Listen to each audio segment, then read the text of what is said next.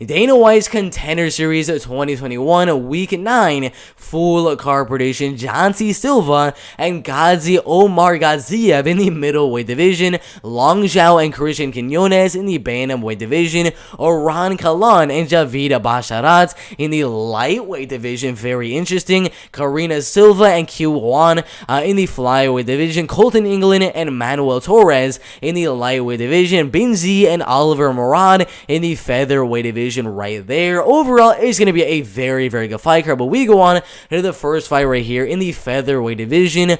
Murad and Gadzhi in the featherweight division.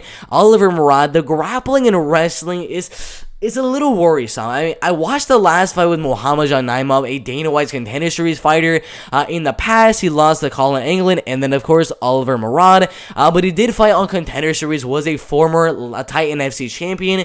Murad is the Titan FC, I believe, bantamweight or featherweight champion. He's got some really good striking, explosive power in his hands. He's got some decent striking overall. But this fight right here between Murad and Gadzhi, it's going to be all Gadzhi. I mean, if you watch the fight with Murad and Omargadzhiev, I encourage all of you to go look up the fight. It is free on YouTube. Go watch that fight, and Omargadzhiev is absolutely destroying him in the wrestling and grappling over and over and over again with takedowns and just out grappling, out wrestling. He did end up losing the fight still, but Gadzhi, being that good of a wrestler and grappler, going out there, Darce choke second round, Darce choke first round, Darce choke first round, corner stoppage, guillotine, decision win, a lot of one championship fights.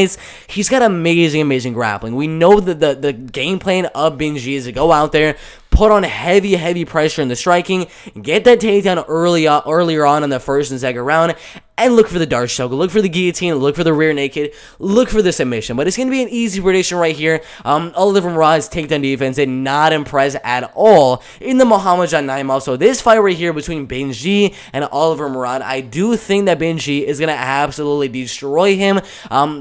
I'm not too sure why the fight on the betting odds is that close. I think Gadzhi is going to be should be a very big favorite, considering he's just that good in the grappling and wrestling. He's going to dominate the fight on the ground, get a takedown in the first round, dominate the first round, and I do think, like a lot of his other fights, he's going to get the Darce choke submission in the second round right there, grappling and wrestling to that Darce choke in the second round. A really easy prediction in my opinion right there in the featherweight division. Gadzhi by submission in the second or third round. Manuel Torres and Kolton, Englund in the lightweight division. Kolton, Englund with 9 wins and 3 losses. And Manuel Torres with 11 wins and 2 losses. Pretty similar heights, pretty similar reaches in my opinion. But there is one thing I really want to look at. Is going to be how big Manuel Torres is. It does say right here he's at the 140-pound division, which is a catch weight right there. His last 2 fights, I believe, have been in the lightweight division, if I'm not mistaken.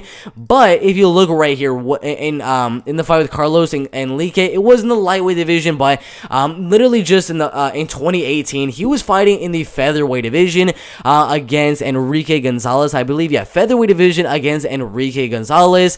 He's a lot smaller than Kolton, Englund. He's going to be a featherweight fighter going up to the lightweight division to fight Kolton, Englund. Now, he's had a couple of fights in the lightweight division in his last 2 wins, but overall, I would say he's more of a natural featherweight fighter. He's a lot skinnier than Kolton, Englund, not as physically strong as Kolton, Englund, and that is why I do think Kolton, Englund is going to be able to use his grappling and a wrestling advantage very well in the fight. A lot of his wins have come by armbar submission, 2 armbar submission wins, 3 knockout wins, and 4 decision wins are right there. He's going to go out there, look to put on pressure in the striking, close the distance, because he is going to be a little bit smaller in terms of height and have a little bit less in the reach department. But Kolton, Englund is going to pressure strike on the feet, land the takedown early in that first and second round, and I do think we are going to see a decision right here. Manuel Torres' grappling and wrestling has not looked the best in my opinion. His 2 losses to Mahata Garcia Alvos and then Carlos Calvo, however you say that name, both of them have been submission losses, I believe. So the grappling and wrestling of Manuel Torres definitely does concern me. His striking is very solid, good kickboxing, good boxing. got some decent power in his hands, everything like that. But overall, Kolton Englund is going to have a significant size advantage, significant wrestling advantage, significant grappling advantage, everything like that. And because I've seen Manuel Torres get submitted twice by not necessarily the best opponents, I mean, this guy was 8-7, and this guy, I don't even know the record. It doesn't even show the guy's record right here. If you go on Going to Carlos Calvo, yeah, he's a 7-3 guy right there. A decent opponent, but he's on a 3-fight losing streak at the time of this live stream. But overall, the two guys that he got submitted by are not as good of grapplers as Kolton Englund. Kolton Englund is going to go out there, put the pressure in the striking, get the takedown, and I do believe possibly get a submission in the first or second round. But overall, I think the fight does go all the way, and Englund wins the fight by a 30-27. 30-27 and 30-27 unanimous decision in the wrestling and grappling right there. Really good fight in the lightweight division right there. Qihui and Karina Silva in the women's flyweight division. Not too sure if I'm saying that name correctly. Qihui, I don't know if that's how you say it, but Qihui is going to be fighting Karina Silva, and Qihui needs the fight to stay on the feet. 11 wins and 3 losses. Coming out a first round knockout win over a 0-0 fighter. Decision win over Xiao was a 9-5 fighter, decent fighter right there, but all of the fighters that are decent opponents she has lost to. The only legit opponent she has beaten have been Na Liang, who has fought inside of Bellator and has fought inside the UFC against Ariane Carnelossi. That was one of her most recent wins back in 2018. Also has some decent wins over Xiao and Carolina Martins, which are some solid wins right there. But overall, she needs a fight to stay on their feet. She's got really, really good power in her hands. Very strong fighter. Really good right hand right down the pipe. She's got decent takedown defense. And overall, she's going to have the better striking against Karina Silva. She needs it to defend the takedown and needs to keep the fight on the feet and outstrike Karina Silva to a decision right there. That is the only way I see Jan winning. If Karina Silva is able to go out there and land the takedown, it's going to be all over. Karina Silva's wrestling and grappling is absolutely amazing. 0 fights going to a decision, even the losses. Only one loss being a decision loss. That one being against Diana Barbosa right there. But overall, every single win is a finish. Armbar submission win, heel hook submission win, knockout, triangle, TKO, armbar, knockout again, and then a couple other knockouts are right there. But overall, we're going to see a lot of pressure on Karina Silva, a lot of clinching from Karina Silva. Then we're going to see Karina using her size, using her strength in the clinch to literally just go down there and pick up Qihui and double leg her over and over and over again. She's got good double leg takedowns. She's got good behind the lock trip takedowns against the cage as well. And overall, I do think Silva should go out there and just out wrestle, out grapple down to a decision right here. Qihui, I don't know how many times she has been finished. She got knocked out against Alina Kalandino right there by 3rd round TKO, and she got TKO by Jella Belong right there. So I'm very, very weary on going a TKO win or a decision win. For Karina Silva, I'm really not too sure because she has been finished twice.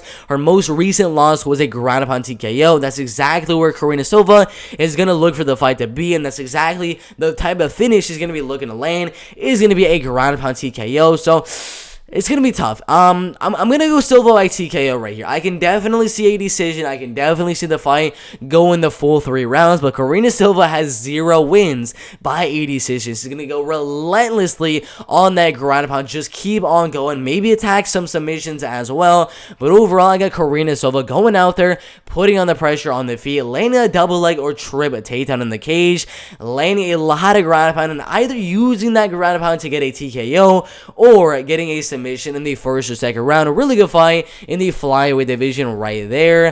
Javid, Basharat, and Oron Kahlon in the lightweight division. That is the main thing that I'm really looking at for this fight right here. 2 undefeated guys, 16-0 and a 10-0 record for Javid, Basharat, and Oron Kahlon. But that doesn't record. The record right there, 10-0, 16-0, the age, all that type of stuff. I'm not going to look at that just yet. The one thing I really want to look at is the size discrepancy. Javid Basharat is a bantamweight fighter. His last fight against Alexander Bezarvani, however you say the name, was in the bantamweight division over there in Octagon 19.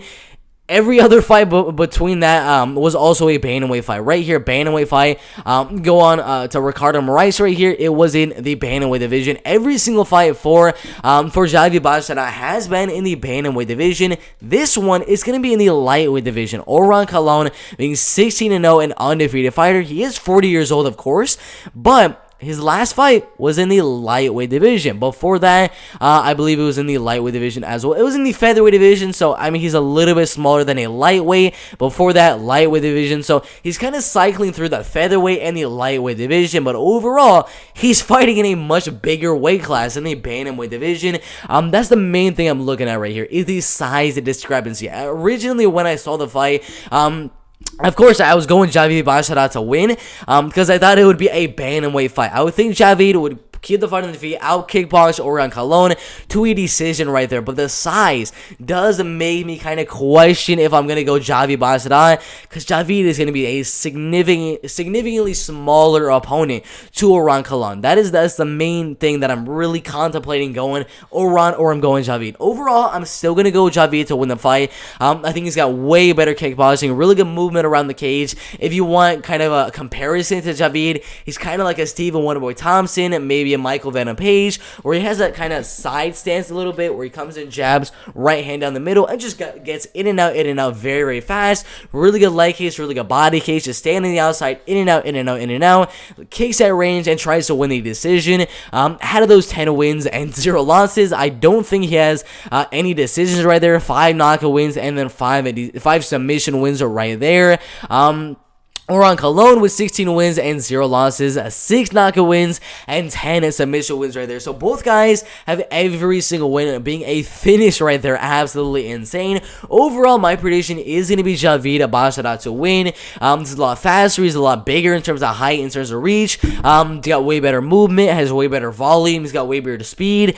Everything like that goes to Javid Basharat in the striking. But again, the wrestling and grappling does go Oron Kahlon. He's going to be bigger. He's going to be a lightweight. Sorry, I'm having some burps right now. He's going to be a lightweight fighter fighting a bantamweight fighter in the lightweight division. He could definitely just use that I don't know, the size that he's going to have the advantage in over Javid Basharat to go out there with a heavy wrestling and grappling game plan.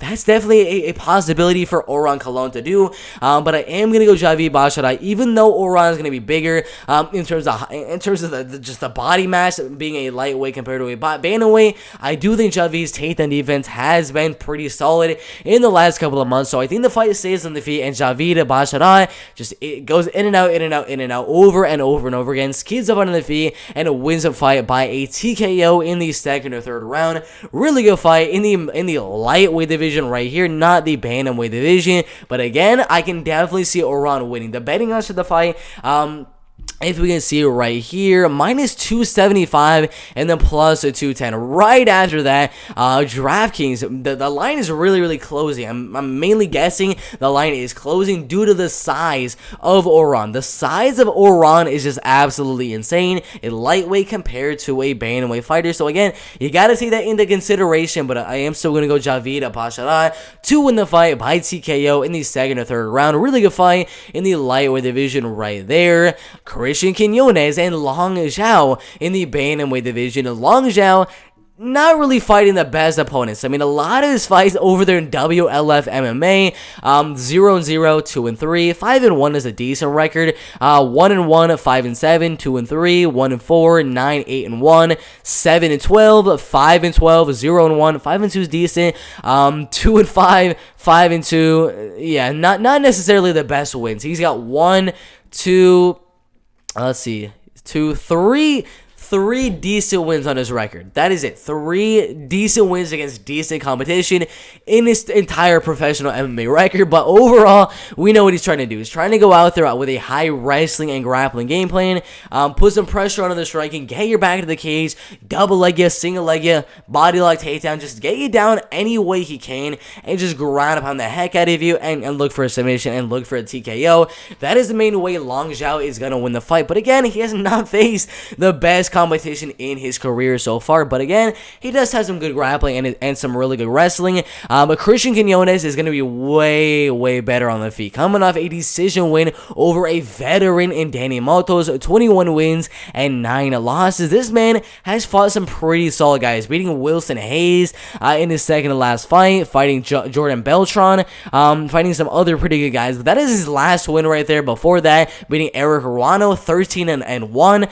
10-1 guy, he beat Vinicius de Oliveira by his second round knockout. Vinicius de Oliveira has pretty good record right there, 16-2, only losing to Adriano Ramos, and then of course him. But all of the wins on his record are way more high tier than Long Xiao. I mean, we saw only 3 guys are really winning record type of guys on Long Xiao's record. But if you look right here, 20-7, a veteran guy, 13-1, and 0-1 right there, 10-0, 6-1, 8-5-1 is decent, 13-1, 11-4. Yeah, he's got some bad opponents right there, but he's fighting way better opponents, even knocking out Ahmed Fares, who fought inside of one championship, beat some pretty good guys over there. But overall, I think he's gonna win the fight. I do believe that Christian Quiñonez has fought in the better competition, has way better experience against way better opponents. He's got way better striking, really good jabs, really good 1-2s, good leg case, really good body case.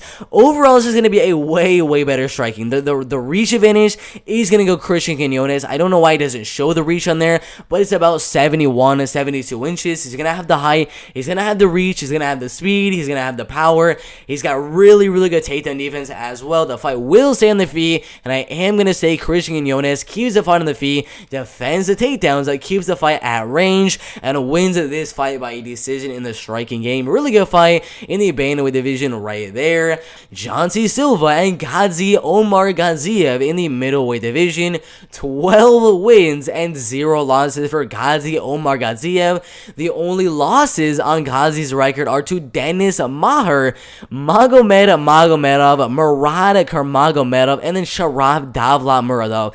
If you look at some of those guys, Sharaf Davlat Muradov, 18-4-1, recently fighting inside of Bellator with a split decision against Anatoly Tolkov. That is one of the guys he's lost to. Another guy, Kazimurov Kurmagomedov, however you say the name, 10-4, only losing to some pretty good other Russian fighters right there. He lost to he didn't lose to that guy. He also lost to, let's see right here, Magomedov. That's a really good guy right there. Denis Maher, I believe a Brave CF champion over there, coming off a win over Renat Sangentai in a main event in Brave CF. So those are the main losses on this man's record in the amateur scene. Those are the only losses on this man's record to very good opponents. But other than that, he's 12-0 as a professional MMA fighter. All of his wins mainly being out there, keeping the fight on the feet at range, jabbing 1-2 and really good kickboxing, and then eventually as he comes in, he's gonna land the takedown, he's gonna dominate you on the ground. Overall, Jansey Silva, he's a way better striker, has really good body case, amazing high kicks, as we saw in the fight with Gustavo Prado, and many other fights. He's going to be way better in the striking, but the wrestling and grappling, of course, is going to go Gadzhi Omargadzhiev. Gadzhi can kind of keep the fight even on the feet. He's got good striking defense, decent striking of his own. I think that's not going to be the main way he wins. It's not going to be in the striking. Of course, it's going to be in the wrestling and grappling, but I think Gadzhi can do enough on the feet to keep it very even, then mix in the wrestling and grappling, get the fight down, and just dominate the fight there. I don't think we're going to see a finish right here. It's very likely. Of course, we can see Gadzhi go out there, get another first on TKO, first on TKO, first on TKO, first on TKO. All of the wins are mainly first on TKOs. That's definitely a possibility to happen, but I think the fight does go all the way. Gadzhi keeping the fight even in the striking, getting the takedown, and dominating the fight on the ground for 3 straight rounds. 30-27 win for Gadzhi Omargadzhiev in the main event of Dana White's Contender Series 2021 Week 9. Really good fight in the middleweight division. Yeah, guys, that is my full card prediction for Dana White's Contender Series 2021 Week 9 with 6 fights on the entire fight card. I got Gadzhi Omargadzhiev winning his fight. I got Christian Quiñonez winning his fight. I have Javid Basharat winning his fight, Karina Silva winning her fight, Manuel Torres losing his fight, so Kolton Englund winning his fight, and then Gadzhi winning his fight right there. In terms of most confident to least confident, I got Gadzhi Omargadzhiev as my most confident.